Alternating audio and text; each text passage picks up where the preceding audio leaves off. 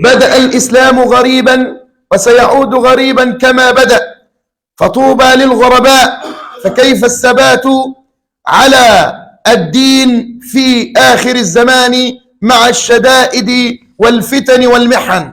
وحد الواحد الديان. نحن نعيش في آخر الزمان، ووالله قد اقتربت الساعة التي أخبر عنها ربنا سبحانه وتعالى، وكان من علامات الساعة أن يكون خروج آخر الأنبياء محمد صلى الله عليه وسلم. فاقتربت الساعة منذ أكثر من 1400 سنة. قال ربنا سبحانه وتعالى: اقترب للناس حسابهم وهم في غفلة معرضون. زمن أصبح الحرام أسهل مما يتخيله العقل، وأصبح الحلال أصعب مما يتخيله العقل. أصبح فعل الحرام أيسر مما كان في السابق بكثير، بل أصبح الحرام في يدك، وأصبح الحرام لا يفارق نظرة عينك، وأصبح الحرام لا تحتاج له خطوات كثيرة. أصبح الحرام كأنه سهلا ميسورا ليس بينك وبين فعله شيء.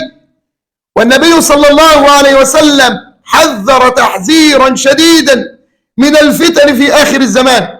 وعايز أقول لك أن هذه الفتن بدأت حقيقة بموت شخص في الإسلام أخبر عنه في الحديث الشريف حذيفة بن اليمان أمين سر النبي صلى الله عليه وسلم، فكان يعلم أمورا عن آخر الزمان لا يعلمها كثير من الصحابة. فالذي كان يعلم معظم الأسرار والخفايا حتى أسماء المنافقين في وقت النبي صلى الله عليه وسلم كان حذيفة بن اليمان، حتى أمسك عمر بن الخطاب برداء حذيفة بن اليمان يستحلفه بالله. اسمع كده، عمر بن الخطاب: أخبرني أاسمي من أسماء المنافقين.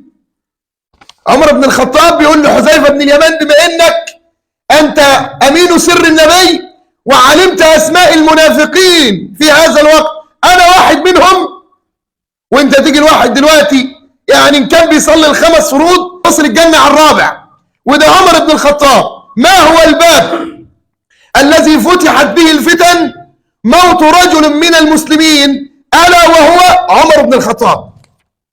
كان أمان الأمة بعد النبي صلى الله عليه وسلم أبي بكر وعمر، وإذا مات عمر انفتحت الفتن. المتعمق في الدين شوية أو اللي قارئ شوية أو اللي سامع شوية هيعرف على طول إن الفتن بدأت من بعد عمر بن الخطاب.